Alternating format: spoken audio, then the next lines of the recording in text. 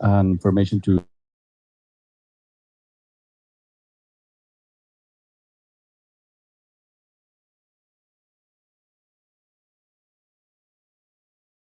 we have a very nice setup of events for you.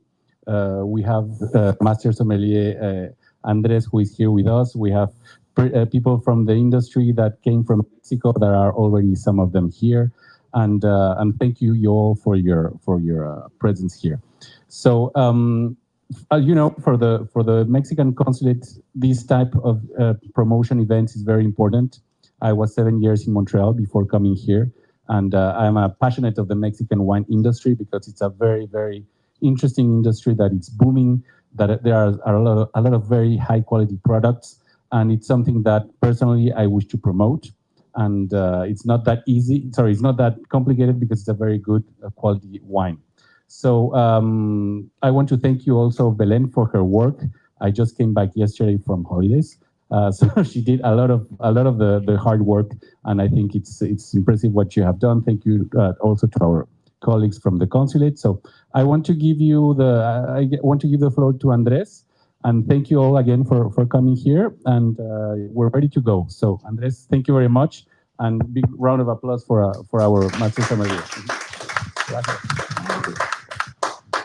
Well, thank you for joining us. Thank you for arriving early, and thank you for already having your coffee, because we're about to show you a lot of passion in a small, just concise presentation. It's not every day that someone gives a class and then you have the expertise of whatever product or topic you're going to talk about present also, because right there, then you have to step aside and give the great credit and attention to the people that are here. So I want to introduce you to the representatives of the three wines that you will be tasting right now. This is like a nice movie trailer of the 2-hour movie you have downstairs.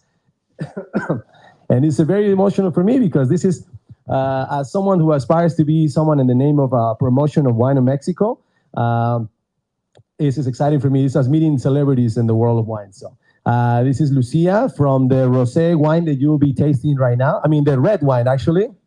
It was a rosé, but it became a red wine. And then we have Mauricio, who is representing the rosé of Tres Raíces from Guanajuato. The rosé is from Guanajuato, and it's called Tres Raíces, 3 roots.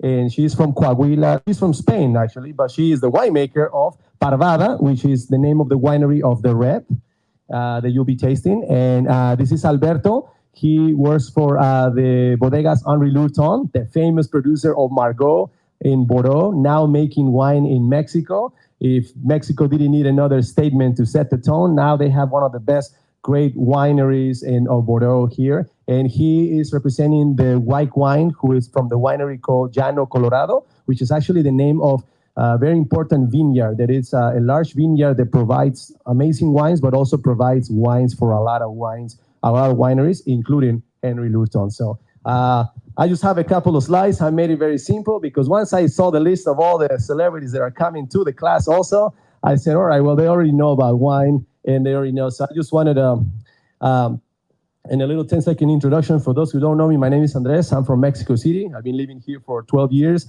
I work for 2 great restaurants here in Houston. One, it's an Italian concept, and one, it's a French concept. And I also just started a small importing company with my business partner, who is here tonight. And we are importing Italian wine and in the future, Mexico wine also, of course. So, all right. Let me just give you a little 10-second history about Mexico, because there's so much history. You would need 2 hours, and we would need at least 10 bottles of wine each. So let me just give you a little pointer of some of the things we have here. So for those who didn't know, Mexico was the first vines that was the first part of the American continent where the vines were planted. When, of course, the conquest of Spain, the ancestors of our friend Lucia here, they came to visit, came to try the great food of Mexico. In 1521, the Spanish conquistadors were the missionaries to bring the wine as part of the religious purposes. So it was a no-brainer that they were going to bring wine and find a way to convert the indigenous people to also making wine. So 1524, when Hernán Cortés, as the conquistador, they came from Spain, signed a treaty. They wanted to get 1,000 vines planted for every Spanish settler that stayed, for every 100 indigenous servants that they had. So as you know, right away, right after they conquest all the Aztecs. They said, all right, let's start planting wine. Okay? So 1530, King Carlos V, which is also the name of a very special chocolate of my childhood, and everybody knows. So Chocolate Carlos V, and he orders that every ship that comes to the America to bring vines to New Spain. So you can tell that since the 1500s, wine started to be planted here. So and then 1568, the missionaries started bringing the famous grape that is for one of the original first quality grape to come to Mexico, which is Mission. Genetically, it's I believe it's linked to the Listan Prieto of the Canary Islands.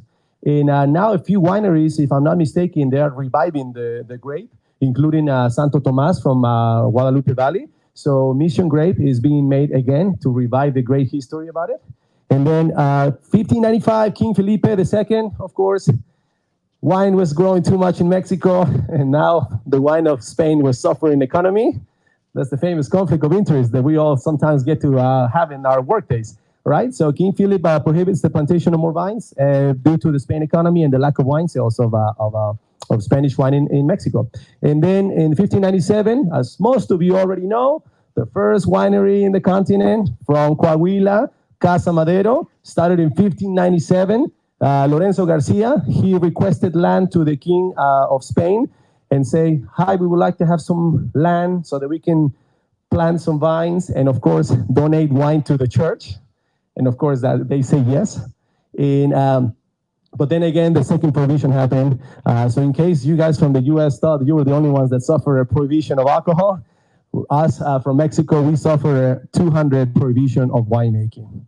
So imagine, this was the second prohibition in 1699. And one of the few wineries that survive, and that's why it's one of the oldest wineries, it's Casa Madero, because, and the Parras Valley of Coahuila, they were exempted from this provision, so they kept making wine for all these times, and that's why it's a continued running.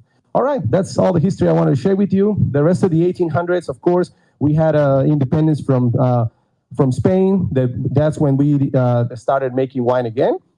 And you can see in this nice little map that I found on Wine Folly, these are all the regions that are making wine in Mexico. So I hope you like this little map that I got for you. That way I didn't have to draw any map.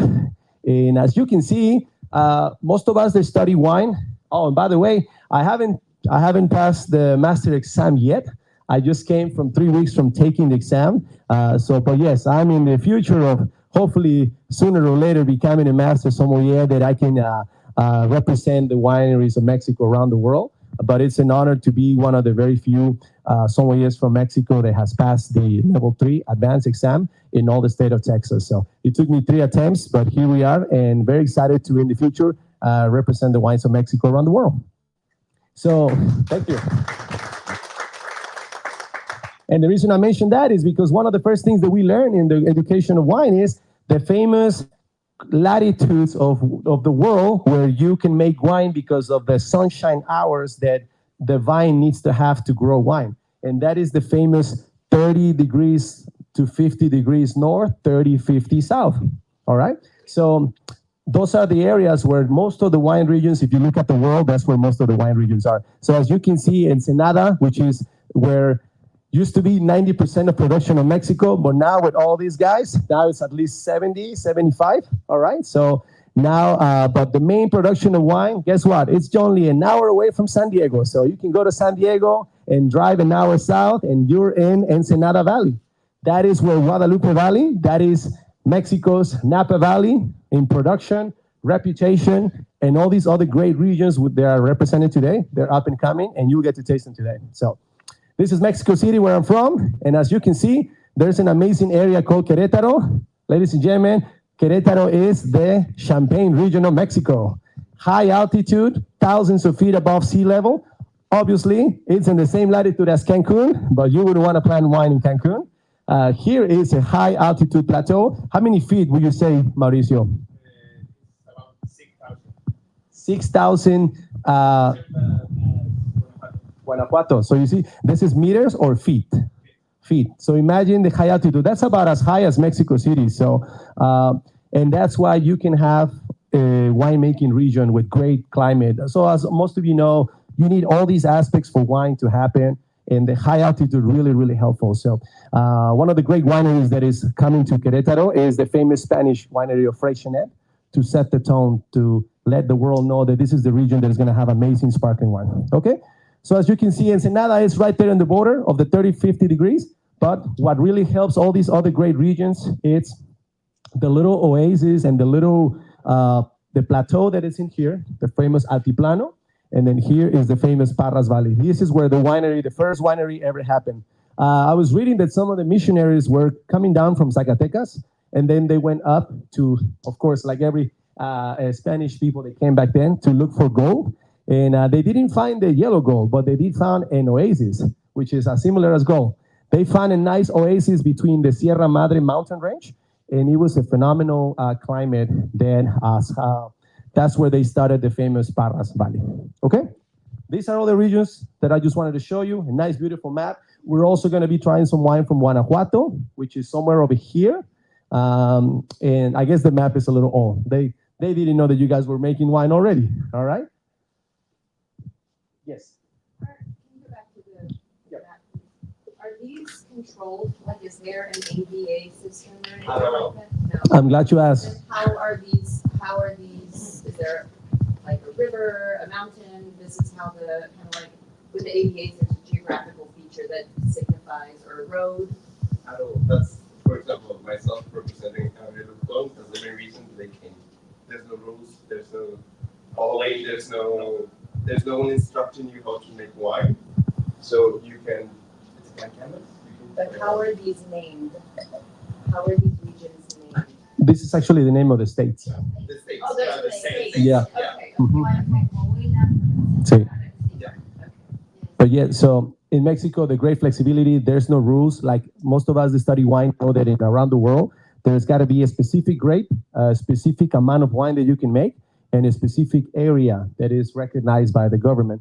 And to that question, there's a lot of flexibility for whatever grapes that grow better and whatever method of trellis system also.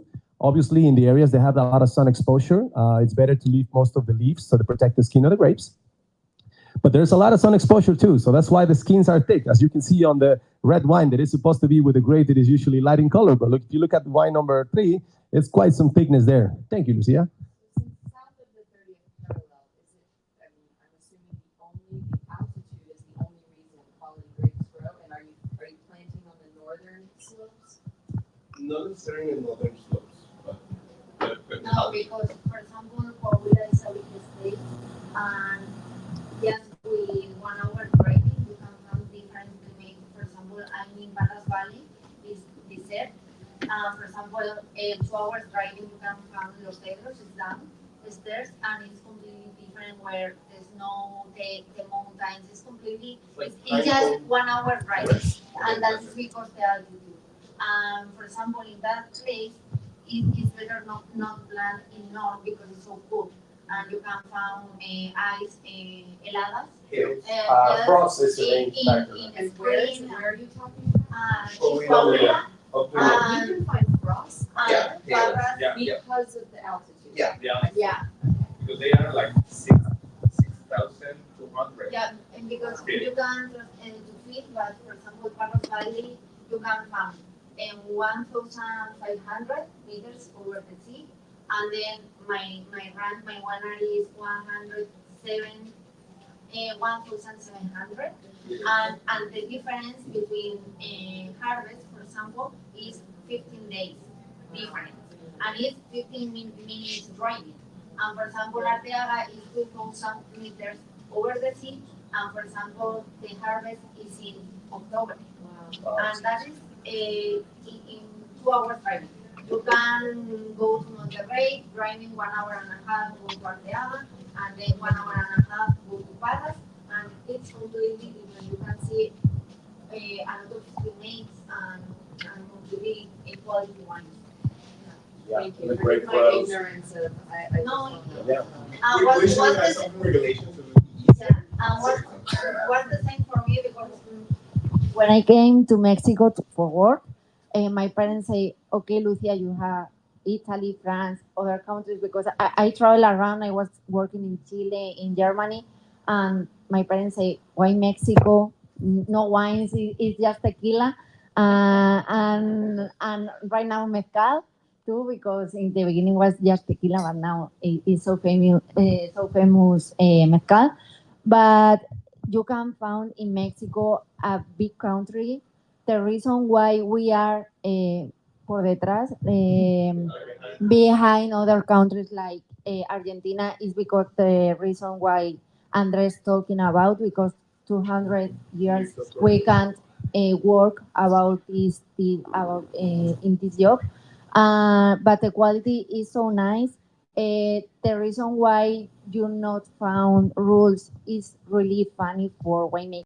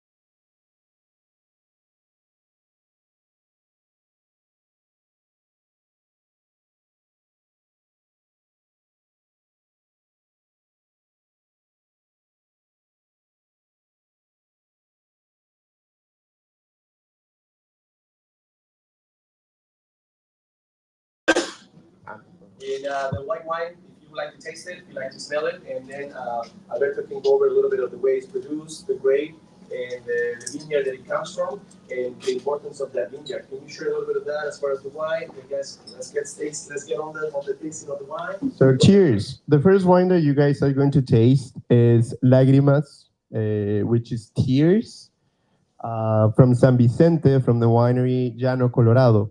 But Llano Colorado being a company dedicated to growing vines and selling grapes, they can allow themselves to choose and pick different winemakers for different styles of their wines. In this case, the winemaker, it's the industry in Baja, of the renowned Camilo Magoni, which is a great Italian winemaker. And he makes this wine with a stainless steel tank, and he wants to keep the freshness, the acidity of the Chardonnay, that crispiness, that it was about how we had it, like the influence of Napa, like overly ripe wines in general. But after the 2010s, we swifted and started playing around with the acidity, harvesting earlier, and not much paying attention to the Brix degrees, more the pH and the total acidity of the grape itself. So this is a wine that kind of, for those who know about Chablis, Chablis is a region in France. Chablis is a region in France that most of you know that focuses on making Chardonnay with no oak. Most of you know that there is a famous wine from California, which is Chardonnay with a lot of time spent in the barrel, and it has this kind of creamy texture. So I get to deal with this at the restaurant, that most people think that the grape Chardonnay, it's always going to be high alcohol, full body, and very oaky and buttery. But this one kind of reminds me of that great natural beauty of Chardonnay grape from the famous French region of Chablis, with that refreshing acidity, the nice apples and the pears. And like he said, I believe it's called lagrimas because of tears, but tears of joy, right? Yeah, sorry, in Mexico we call it lágrimas, so like the drops of glycerol. In Spanish we call them lágrimas. So those are the tears that are running out when you swirl your glass. That's the reason. It's not a sad tear. It's not a sad So tear. tears of joy. So cheers to you guys. So you guys have any question on this wine or Valle de Guadalupe that Alberto can ask for you? Yes. Actually, just throughout the whole region of Mexico, we're personally growers, but so the water situation or lack thereof, is it affecting all of the vineyards? Is it just certain regions? Where are you seeing? Certain regions, and it could be affected by different means, but every one of us have the own. Speaking about water is something mundial global. Right. I think it's global, and some parts we have no problems, other more, but it's global. Like, I want to say that because It's a The limited resource. yes, for everybody, and we need to share. And I believe, yeah, go ahead.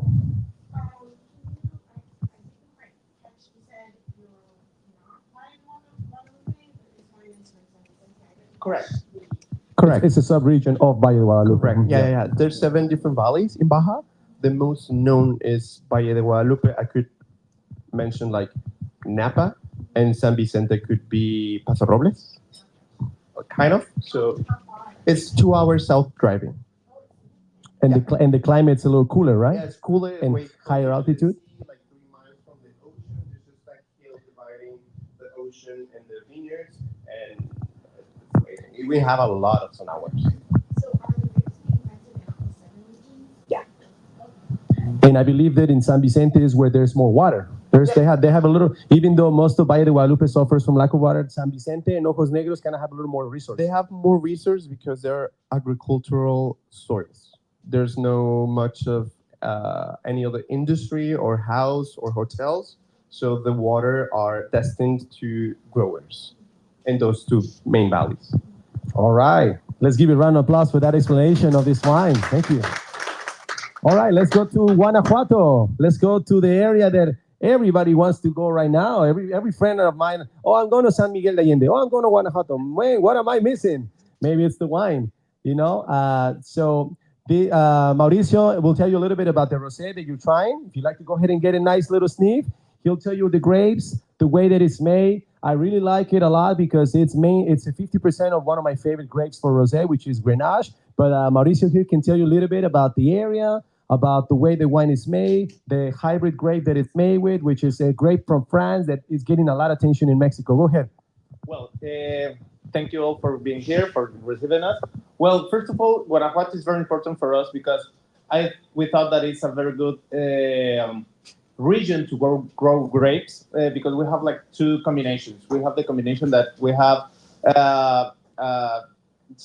semi-desertic climate, but we have high altitude. Okay, that high altitude gives us the opportunity to grow grapes that are not like very common to grow in a semi-desertic weather. Like for example, we have Pinot Noir, we have Riesling, we have Moscatel, we have some grapes that are not used to grow in that kind of regions. Okay, but right now, for example, a grape that are like exploding in Mexico, that actually those friends in Mexico are growing it, is a grape that we use for the rosé that it calls Caladoc. I don't know if you have heard about it, but it's a genetic mix. It's like a hybrid. It was invented in 1985, I think, and it's a hybrid between Grenache and Malbec.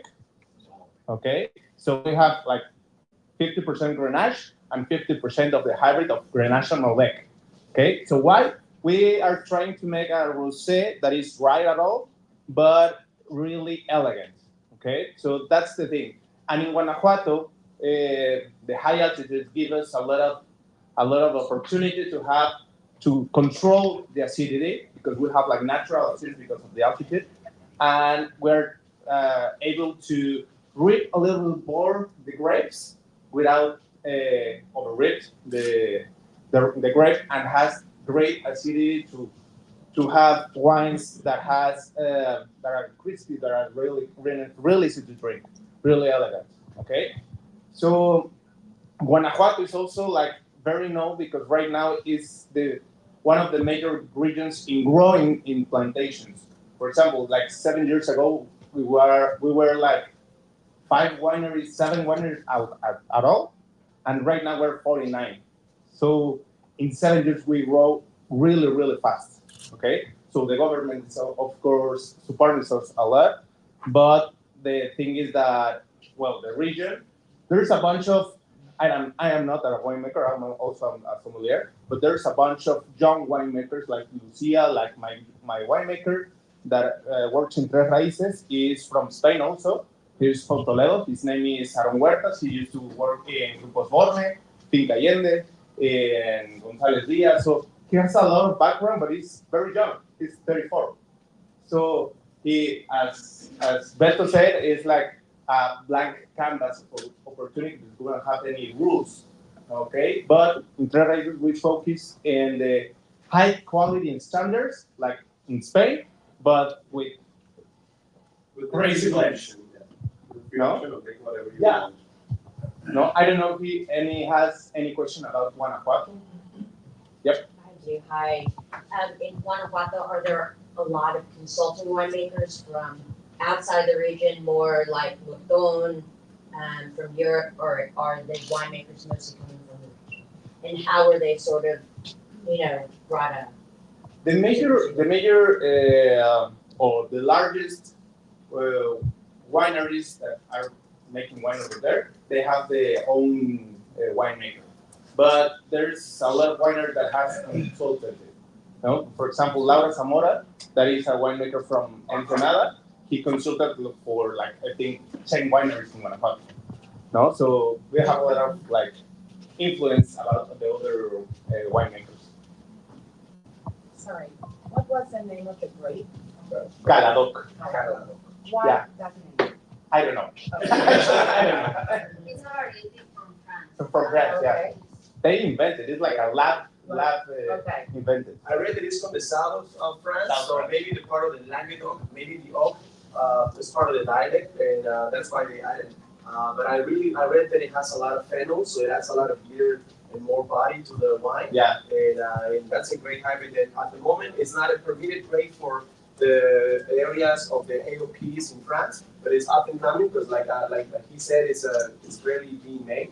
But it's a grape that they're experimenting in a lot of the wines, including I believe it's also in the red wine that Lucia is experimenting on the red wine that you're about to try. And it's Grenache Malbec, right? Grenache Malbec, yeah. And actually, in Tres Raíces, we also have like 100% color. If you ever visit San Miguel de Allende, visit Tres Raíces, and you can be able to taste 100% color. Can you tell them a little bit about the restaurants that you guys have and the tourism opportunity that you got for these guys? Yeah, well, we have 2 restaurants.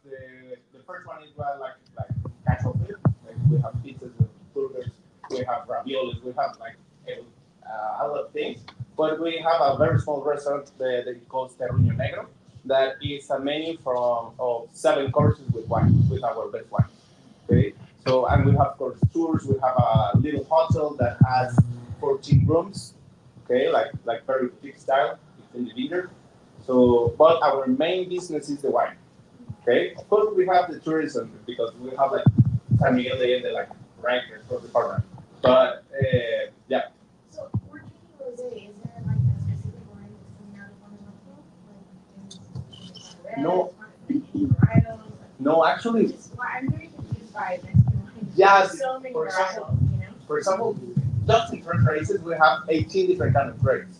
No, because we're like trying to experiment which grape is growing better in our soils, in our climate.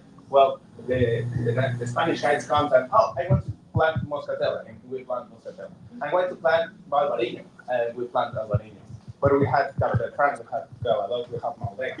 Malbec is the major planted grape in Guanajuato because of the altitude. So if you go to every winery in Guanajuato, you're gonna find Malbec.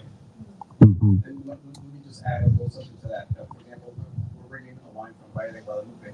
If you could say there's like the flagship varietal of Valle de Guadalupe, I think it's the Nebbiolo. Which I've been growing there, and it's become like a flagship, and it's developed completely different characteristics due to its terroir. So it's a Italian immigrant that forgot how to speak Italian and now speaks only Spanish. Yeah, that was that they also have a Nebbiolo in Guanajuato. I believe this is one of the wineries that I wanted to point out that has been one of the most award-winning winery that is actually here in Houston now. And I believe Jesus, if I'm not mistaken, you are the general manager of Jalisco Restaurant, one of the great supporters of Mexican wine, has all these amazing wines. If you're ever in the Woodlands, Jesus can guide you through some great wines. But yeah, the question about the grapes, they're doing a little bit of everything because based on the altitude, based on the flexibility, they're working on what sells best. They're also going against, with what is popular right now, the demand. And that's one of the great things, the tourism. The areas are so close to the city of Guanajuato and San Miguel de Allende. So these guys have an amazing potential for all this great tourism. So, and also, just wanted to introduce you to Antonio, who just spoke. He is the owner of Mexico Fine Spirits Distribution, who are now the newest Mexican wine that has arrived to Houston. And the winery is called Xolo Winery. They did an event last year where I got the chance to meet the consul and to be opportunity to create this event for you. So the new wine, Xolo Winery, which is a lovely blend of Nebbiolo and Cabernet. My all-time favorite grape is Nebbiolo. Here, because of the sun and the exposure, the skin gets very thick. So it's not your typical light, colorful Mexican Barolo. It's a powerful wine, but it's got a great personality of its own. So that's what's going on right now in Mexico. There is a couple of flagship wines, at least you could say the most planted, the one that sells the most. But yeah, Nebbiolo in Mexico is actually surprisingly very, very good. I've tasted, as a Barolo fan, I've tasted Nebbiolo outside of Italia, and most of the times has been disappointment. But with the right aging, with the right blending, and the right winemaking techniques, it's a great wine to come up with. So. Yeah, actually, for example, us, we have Nebbiolo with Sangiovese. But our Nebbiolo, we brought the plant from the Piemonte. So it's like the Italian Nebbiolo. Wow. So, yeah. That's pretty good. Yeah. That's pretty good because a few wineries are planting Nebbiolo, but I think it just feels like it's too thick to be a Nebbiolo. So maybe with some studies could find out that it's actually not Nebbiolo. Kind of in the same way as when Chile was saying that they were selling Merlot, and for like after a discovery, they realized it was Carmenere or vice versa. So something like that. You guys have any question on Guanajuato? We are ready to go to the north part. Yes. Yes. Going back to Calado, first of all, how many hectares do you have? Maybe 7. Yeah, smart production, yeah. Have you seen it planted anywhere else in the world? Well, in Mexico, she plants Calado, and in Guanajuato, well, in France, in South France, but they didn't use it too much for, like, they go like wait for place for correct wines, all of that. No, but actually, the main producers, we can't say that it's Mexico, no, because instead there's not Calado at all. So, and I don't know if it's in Italy or anywhere else. We know that in Mexico we're growing and it's giving us great things, but we're like discovering these grapes. It's delicious. Yeah. It's a dry style, right? Yeah, it's like Provence style. Most of Mexico, including myself, have like a taste for sweet wine. So there's a lot of the wines in Mexico that you'll get to taste, including some of the whites and some of the rosés, that will have a little touch of residual sugar, like a nice 6-9 grams, as some of the research I've done.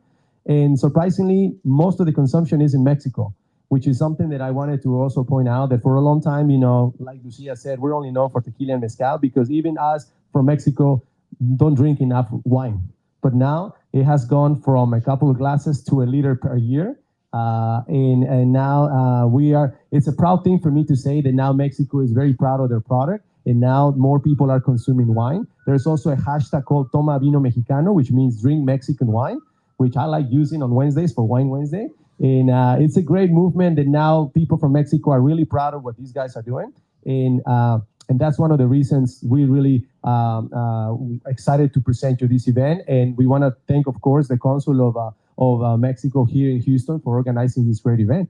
All right, so now let's go to the red wine from our guest of honor from Spain, coming to Coahuila and setting the tone.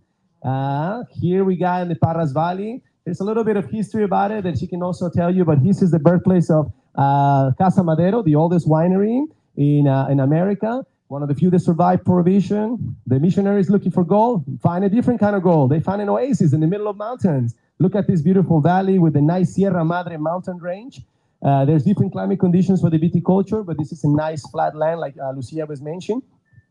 And in this year, the Evaristo Madero, the owner of the Casa Madero, went to France and brought the French oak barrels and brought a lot of ideas and innovation to make the wines that are now wine here. So let me, I have this beautiful right here, and she can tell you once again, let's welcome, let's pour her more of her wine too, of course.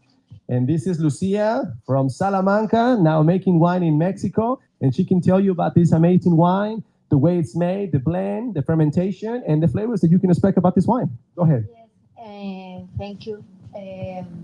This picture is a little old because we grow so fast, and this vineyard was planted 3 years ago, and right now it's really growing, and the lake and everything. Parvada is a new project. We grow so fast. We start in 17, and we plant in 17 too. And no sé si se oye. Bueno, I try it. ¿Sí? ¿Se oye?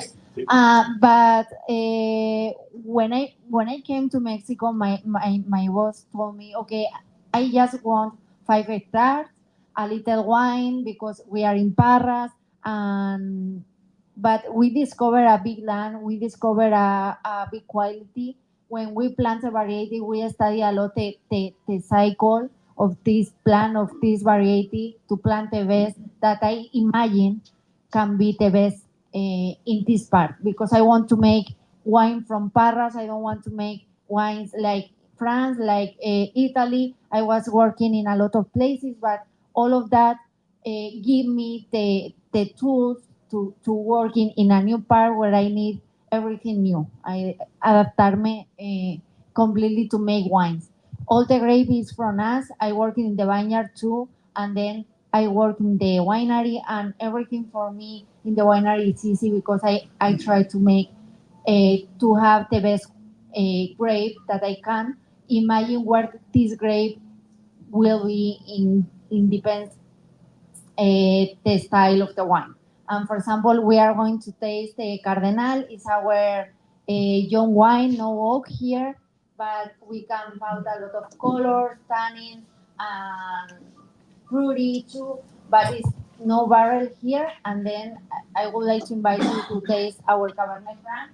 It's downstairs because I love this wine because Cabernet Franc is completely different to other Cabernet Franc that you can taste. And then we have restaurant, we have hotel too. We have our harvest party with 2,500 people over there. Everybody enjoying the party. And this month we have a concert with 2,000 people with Carlos Rivera. He's really famous there in Mexico. I don't know in Spain too, but I don't know here in the States. But He was in Broadway. yes. Anyway, all my boss love the party and enjoying the wine, enjoying everything around the wine because I'm young and I say we need to make wine for everybody, not just something bored or complicated. We need to explain the wine like something nice. When, for example, if you don't like my wine, try other wineries, try other varieties because you can find your wine and make think relax and because some friend of me say, no, I don't drink wine because it's complicated and I need to know. And always I say, when you drink a beer, you know something about the lúpulo, about the fermentation. No, just enjoy. And that is why we need to work on it and to show everybody that Yeah. a nice culture. Yeah. Do you guys have any questions on the way the wine is made, the grapes used, the fermentation style, the movement of parras, anything about the climate conditions? Yes, sorry. Calado, that Mauricio said, and Malbec, 50-50. Novo is just grape with fermentation and malolactic, and it's all, and then we want to remove it. Mm-hmm. What was the first vintage? 17. So our first one, yes, because we started the project with 5 hectares from other partners, where, and then we plant in total 30 hectares. ¿Cuántos escenarios? 30 hectares? Six, 6 62 harvests. acres. Yes. Mm-hmm. And you started using your own grapes when? Yes. When did you start to do We're starting 20. It's really young vineyard, but we work so hard in the vineyard, and in the third year I take wine, take grapes that I make red wines, and people don't know that was the first the first harvest. The people don't know that was the first harvest. And this is what vintage? This is 22. This is the third harvest. Mm-hmm. Well, guys, these are the 3 wines that we wanted to give you as a movie trailer of the 2-hour movie that you had downstairs. After the like around 2:30, I believe, these amazing celebrities from Mexico have to go to another event. So make sure that you give yourself enough time to try as many wines as you would like, with the purpose of finding whether it's a winery that has your favorite grape or the questions you want to ask, but trying to find yourself to manage the time to try most of the wines. The wineries are already ready downstairs for you, and you have a couple of hours to enjoy the wines. These guys will be downstairs also, and I'll be floating around pouring wines with everybody. I'm so excited. I got the chance to meet the rest of the team. You're going to taste some wines from Querétaro, which are the bubbly ones. Make sure you try those sparkling wines from Querétaro. And there's also a couple of great full body blends. Also, there's some nice Cabernet Merlot blends from Baja. And very, very excited for all the wines that are downstairs too, that these guys have also. So we don't have anything else. This is just a nice little mini trailer, but Mr. Sergio, if you'd like to say a few words and guide them downstairs in a little bit. But I just wanted to say thank you for the time of this little special mini class in which the attention is the wines, the people that are finally here. And for those who are not familiar with Mexico wine, we wanted to show you a couple of the faces of what's going on in Mexico, and what someone like me from Mexico is super excited to be part of in the future. So thank you, Mr. Sergio and the Consul of Mexico, for giving me a chance to give a little bit of some sharing of the passion, and to give an opportunity to present them to some of the people I know here, to my business partner, to a couple of great new distribution companies bringing Mexico wine. Thank you, Andres. Thank you very much again. So as Andres said, if you had 3 magnificent wines here, we have 20 more downstairs. So you're most welcome to come with us. We have also some charcuterie if you want the pairing. So thank you again, Andres, and thank you to our wineries for coming, for making the trip, for bringing the wine, and for being here with us. The idea is to have this event at least once a year. We will be working with our partners, but we want to do this continuously because it's a very good product. As you saw, we have young, active winemakers that are coming from everywhere, that are trying, as in France they did 1,000 years ago. They were planting and seeing what was going on in that soil, and they saw this was working, this was not working so good. So these are wineries that are, very active, very young, and the product is very good. So thank you again, and please follow me, and we'll go downstairs to taste some more wines. Thank you again, Andres. Thank you.